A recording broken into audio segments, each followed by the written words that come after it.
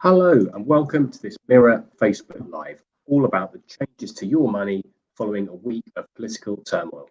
I'm Sam Barker, a money reporter here at the Mirror, and I'm very grateful to be joined today by Martin James, consumer expert and champion. Hello, Martin. Hello, Sam. Thanks for having me on. Thank you very much for your time. We really appreciate it.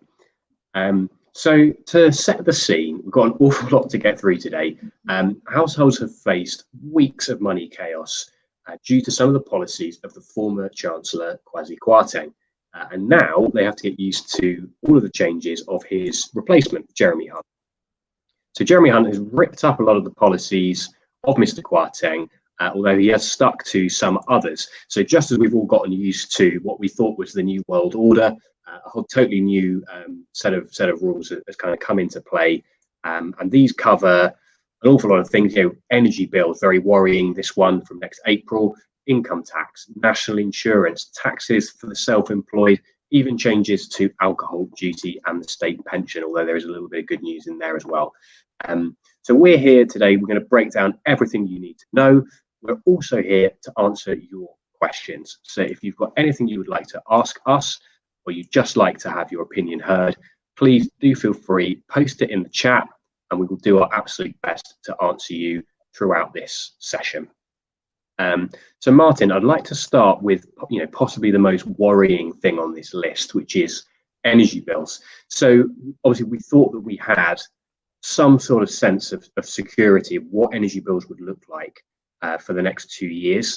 And obviously there was an announcement this week from the government, which has completely changed all that. Do you mind taking us through what's happened there, please? No problem at all, Sam. Well, I suspect that viewers of this Facebook Live today and the readers of the paper will be feeling pretty much the way that I've been feeling for the past year. I mean, it's really, really hard to keep up with all of this carnage that's going on. And it seems that every time that we have a big announcement, as we did from Jeremy Hunt, there's always something unexpected waiting in the wings. And this time round, it was the announcement that in April, the government's energy price cap, that's the energy price guarantee to use their terminology, is going to be lifted. Now, this matters because previously, one of the things that Liz Truss had been championing quite a bit was the fact that we were going to have energy capped at an average of £2,500 a year, which is still a huge amount of money, no matter how you dress it up. But that cap was supposed to last for 2 years. Now that's only going to last for 6 months. And that's the same as it is for businesses, smaller businesses, who only had a 6-month cap from the very beginning. Now, my phone melted when this announcement was made. It's clear that energy bills are still the top concern for all of you out there. And we're going to do our level best to kind of explain all of this. Now, lots of people were very concerned because just way back in August when we last talked about this, it was looking like the energy price cap as set by regulator Ofgem was going to go up to around £3,500 on average. And some rather grim predictions for next April were saying that energy bills could go over £5,000 a year. Now, I'm not going to be a doomsayer on all of this. If there's one thing that we've learned from all of this carnage that's been going on, we can say something 1 week and then the next week it will be a complete change. So word on the streets is that the government is considering other forms of taxation, notably the windfall tax that's been often mooted, where energy companies or even other sectors like the financial industry, banks have also been mentioned, that they might also be hit with a tax on profits to actually ease the pressure on some of the energy bills. It's also been said that a lot of the government focus is now going to switch to the people who are earning the lowest amount of money, the bottom 20%. Not my phrase, I have to say, but that's what I'm generally hearing. But the simple answer is we don't know because Jeremy Hunt hasn't told us yet.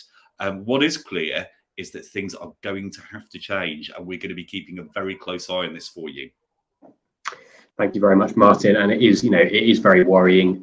It was almost like, if you had to design an announcement on energy bills, specifically to worry people going into the coldest months of the year, I can't think of a much better way of doing it than to say this promise that we made that would last potentially for 2 years. So at least, we're paying high energy bills, but we know what we're dealing with.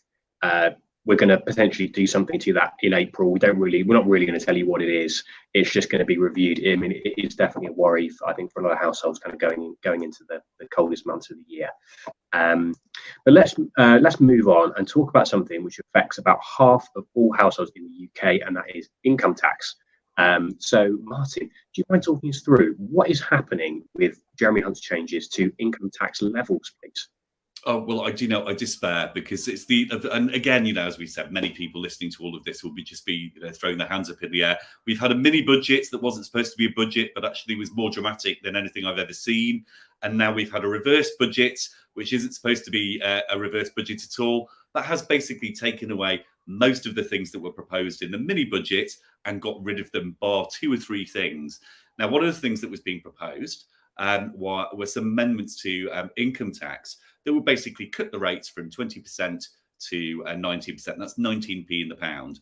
And that matters because it affects 31 million approximately taxpayers who are going to benefit from a cut. Now, how much that cut was going to be was very contentious.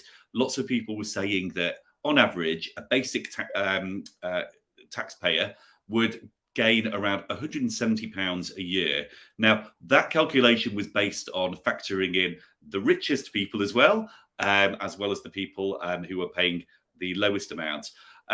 Actually, most of the assessments said it would probably be around £130 saving a year. So that's a loss for the vast majority of people. But to be honest, given all of the things that are going on at the moment, it's not a huge amount of money once you average that out on a monthly basis. And it's also something that you probably won't notice in many ways as well, because it's done for your wages. So for many people, yes, it was much needed money at a time like this, but it's not really going to have a huge impact given what we're all facing at the moment.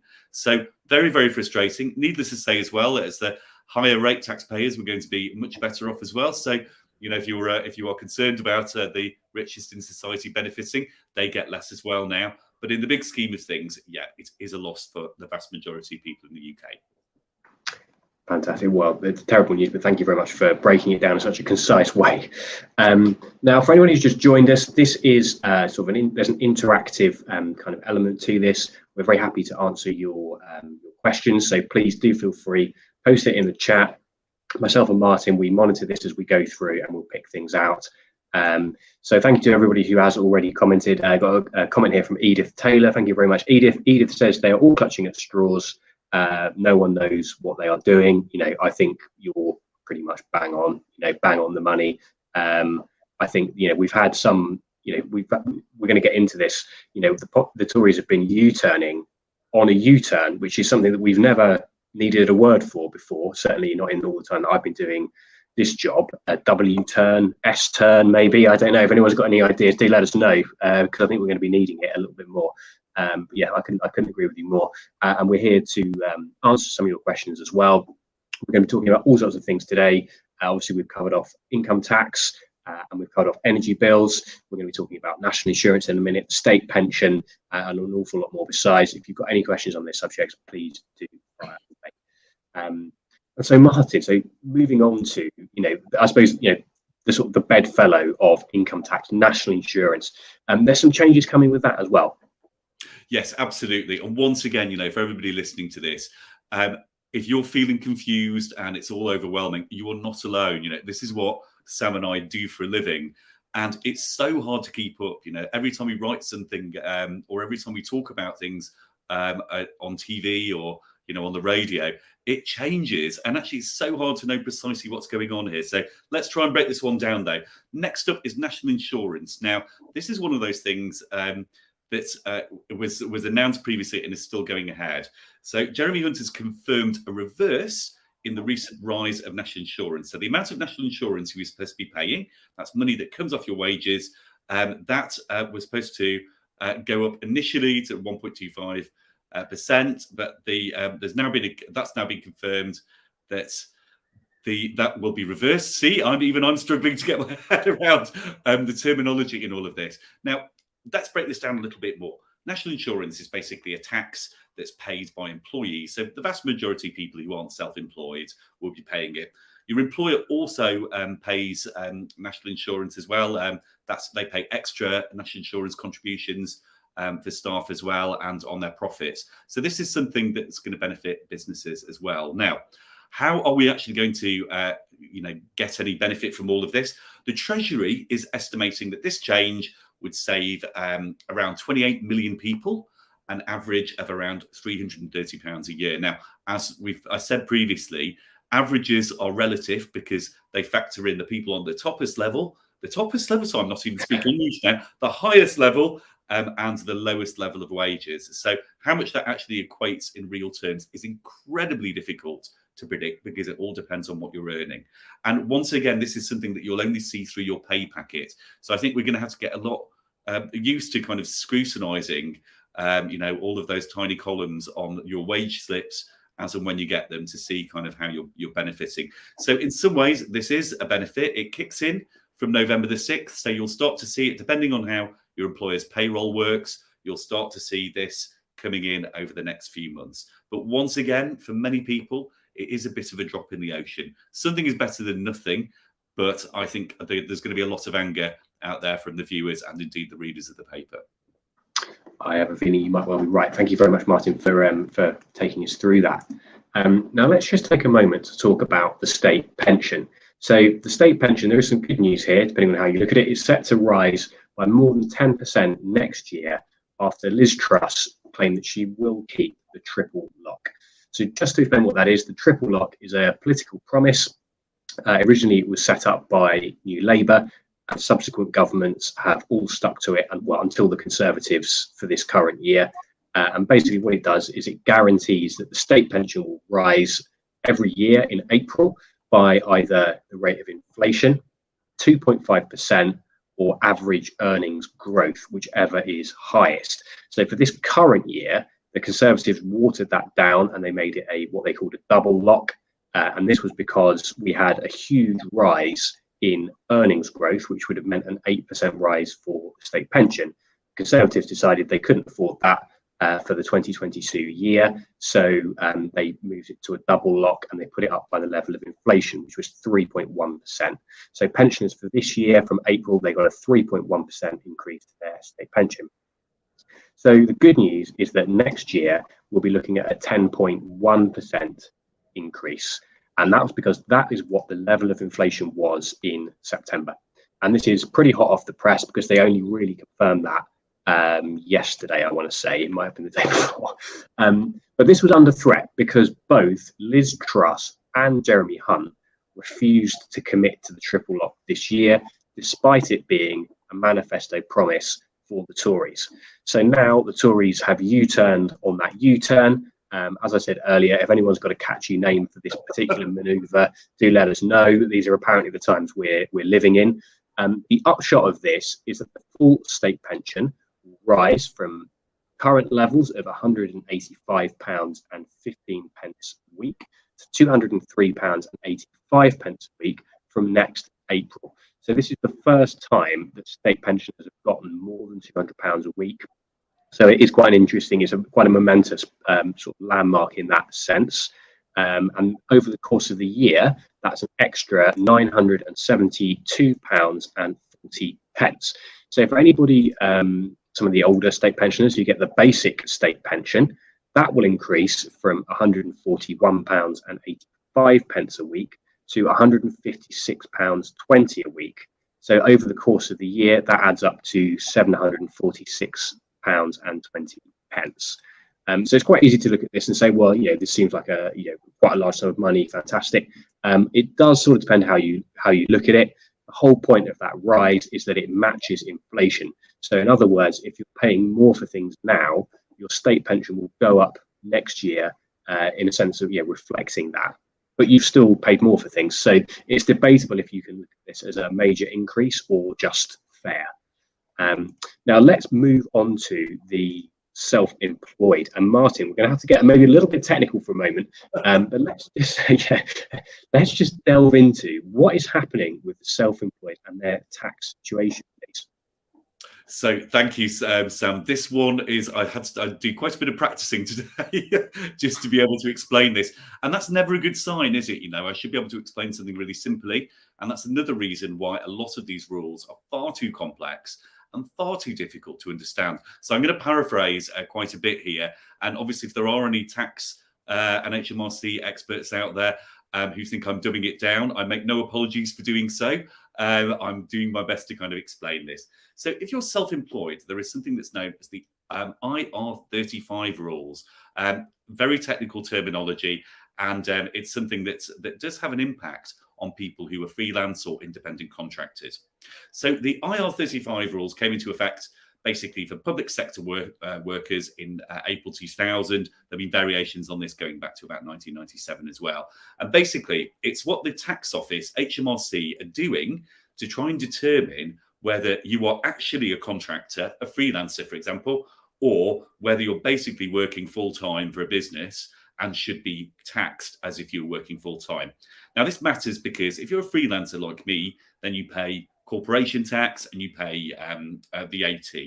But if you are the employee of a company, then you pay a different levels of tax. That's the income tax that we were talking about before, national insurance. Now, that can mean that you'll be paying much more money as a contracted employee, but of course you'll get benefits like pensions and some health benefits and other things too, being contracted.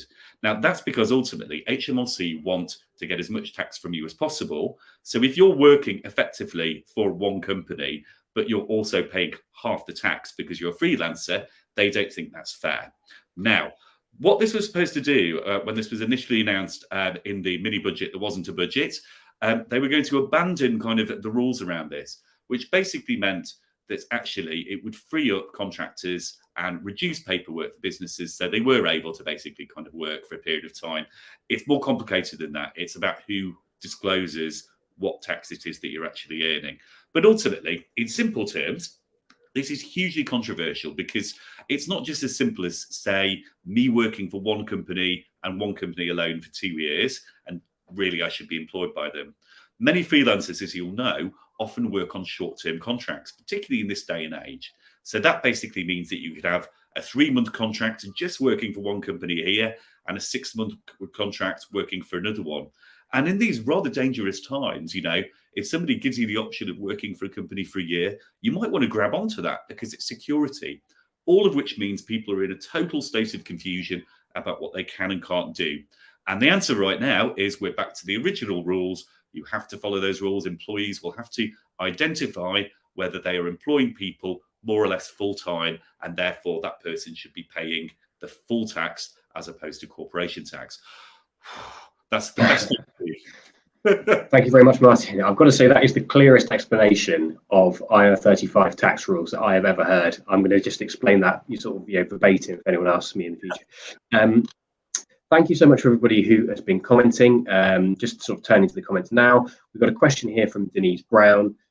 This was talking about the state pension. Denise says, why can't it rise now when we need it with the cost of living? So that's a fantastic question, Denise. There's probably 2 parts to my answer. So the first part is that the way the state pension increases every year is quite a clunky system, and it was set up in, under New Labour. The country was, economically a bit healthier back then than it is now, if you ignore things like national debt. And this was just the system that they set up. So whatever inflation was in September, if we talk about inflation, they will carry that forward to the following April. So you've already got a lag of 7-8 months, and then you'll get your state pension increase, basically tying in with the beginning of the new tax year. So if you are above state pension age, which I assume you are given your question, what the government are doing basically to help with the cost of living this year is they're giving out basically £300, which is a cost of living payment. They actually call it the pensioner cost of living payment. You expect to get this in November or December. However, to qualify for that, you have to get winter fuel payment. Not every pensioner qualifies for winter fuel payment. Obviously, you will know if you get this or not. But if you do qualify for it, you should get that £300 automatically. The other help which is available for pensioners, if they don't claim any other benefit, is the Household Support Fund. I had to turn my brain on there. The Household Support Fund. So this is basically a government pot of cash It's worth almost £2 billion because the government topped it up last month. They put another 400 million into it. To access that, you have to contact your local council. They will normally have a section on their website.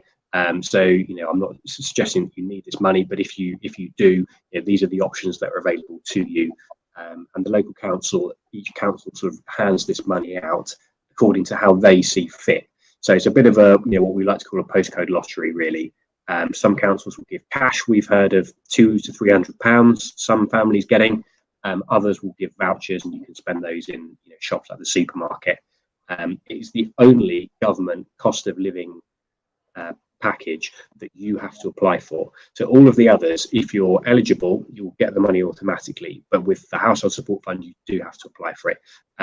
So yes, just to run through that again, why isn't the state pension going up now? Because when this system was drawn up, it was very, very clunky, and they didn't see a need for instant kind of decision making. The other help available to you if you're above state pension age is the Household Support Fund and the £300 pensioner cost of living payment, which comes if you yourself get winter fuel payment. So thank you very much, everybody. Please do keep those questions coming. We will be going through and answering a few more questions as well. But let's also talk a little bit about one of Jeremy Hunt's other changes, which is the price of alcohol. So this is, basically British people face paying more for their booze because Jeremy Hunt has scrapped freeze on alcohol duty. So this is where we get into, like we did earlier, one chancellor has said one thing and the replacement chancellor has said another thing. So under the former chancellor, Kwasi Kwarteng, there would have been a freeze to alcohol duty. So alcohol duty is almost always passed on to consumers in the form of basically higher prices in pubs, restaurants and supermarkets, wherever it is that you buy your alcohol. Kwasi Kwarteng was particularly worried that a lot of hospitality industries and alcohol makers were struggling in the cost of living crisis. Things like spirits, for example, are very, very heavily taxed by the government. It can be up to 70% of the price that you pay for spirits of 40% and above is taxed. So they were really struggling because people were cutting back on how much they spend on luxuries like alcohol. So as a way of kind of helping people, helping the industry and also consumers, Kwasi Kwarteng said we're going to freeze alcohol duty, which otherwise would have gone up by, it's a little bit uncertain, but probably around 10%.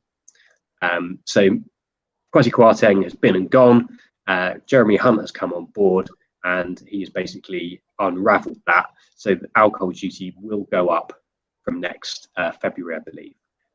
What that's likely to mean is that you would pay around 7p more on average for a pint of beer. Cider drinkers, that's around 4p a pint. A bottle of wine, 38 pence, and a bottle of spirits is £1.35p more. Those figures are very, very approximate because we haven't actually got figures for how much alcohol duty will go up next year. But the sort of smart money is it would be a rise of around 10% because it's linked to inflation. So this is bad news for consumers, obviously people going out. It's also very, very bad news for the hospitality industry, and it's particularly bad news for pubs, obviously many of whom are struggling. And it's a very hard situation that a lot of pubs find themselves in. Thank you very much, everybody. I'm detecting an awful lot of anger in the comments towards the current administration. I've got to say, it's a very strange time we're living in, and in a world where even Conservative MPs are sort of openly mocking the Prime Minister as she walks past. I do wonder how much longer we've got Liz Truss for. Denise Brown says, Liz is finished. Let the country go to the polls. We want our say. Number 10 does not know what the hell they are doing. I think that's a sentiment that an awful lot of, politicians and just people like us, members of the public, kind of agree with. Colin Davies, likewise. All I want to know is when there's a general election going to be called. Great question, Colin. As soon as we know, we will let you know. Interestingly, a lot of the political bookmakers are changing the odds quite considerably on there being a general election called a lot sooner. Obviously, Liz Truss at the moment is saying, "I'm a fighter. I'm going to stick this thing out." and she's resisting calls for her to go. But I think time will definitely tell. Now, just a very, very quick word for people who get tax credit benefits. So that's about 1 million households in the UK. So if you're on tax credit, you are eligible for the £650 cost of living payment, which everybody on means tested benefits gets, with the exception of people on housing benefit, which we're going to come on to in a second. People on tax credits, they've read all the news about people getting this £650 payment, and then there's a pause, because if you're on tax credits, you will get this money later than everybody else. So the news absolutely hot off the press today. I was writing this story about 15 minutes before I got on this call. Is the government has unveiled when you will get your second payment, and that's £324. You can expect to get that from November the 23rd to November the 30th. And people who were on tax credits, they got their first payment, or they should have got it, between September the 2nd and the 7th. Whereas if you're on any other means tested benefit, for example, universal credit, 3 million people on universal credit, they got their first payment way back in July, and they're due to get their second payment in early November the 8th, I believe. So the reason that people on tax credits have this kind of delay to their payment is all to do with the government not wanting to pay people twice. So their thinking was, if you're on tax credit, if you haven't already, the future for you will involve being swapped over to universal credit, with a small number of exceptions. So if anybody has swapped over from tax credit to universal credit, the government was worried that they might pay you twice. So one payment for tax credit, you swap over to universal credit, new world order, and then they pay you again, which is obviously fantastic for you, but not so good for the government. And their way of getting around that was to delay when people get this money. So yeah, hot off the press news for tax credit claimants. You can expect your £324 second cost of living payment in late November. There were, as every single time the government brings in a cost of living payment, there are a small number of people who do not get their payment on time, or do not get it at all. If you think that you're in that position and November kind of rolls around and you haven't had this money, the best thing to do is contact the local office which pays your benefits, or contact us on the Mirror. We have been helping people who have been in that position, and the same thing applies. If you were due cost of living payment earlier in the year and you haven't had it, do get in contact with us. You can email me directly, which is sam.barker@mirror.co.uk. That's sam.barker@mirror.co.uk, and we will look into that. We'll look into that for you. So we've got an interesting tip here from John Robson, just briefly turning to the comments. Thank you very much, John. John says Liz calls a briefing in 10 minutes outside number 10. John, I actually didn't know that, and I think that's very good timing, because we're shortly going to be wrapping this up. So I'm going to be looking into this with great interest. That is probably everything that we've got time for today. Thank you so much for tuning in. We've covered an awful lot of ground today, so I hope you found that helpful. I wanted to say a million thanks also to Martin James for taking the time and all of his help today. Thank you very much, Martin. And we're going to be back next Thursday at 1 p.m. Next Thursday at 1 p.m. with another Mirror Facebook Live all about the cost of living. Thank you very much.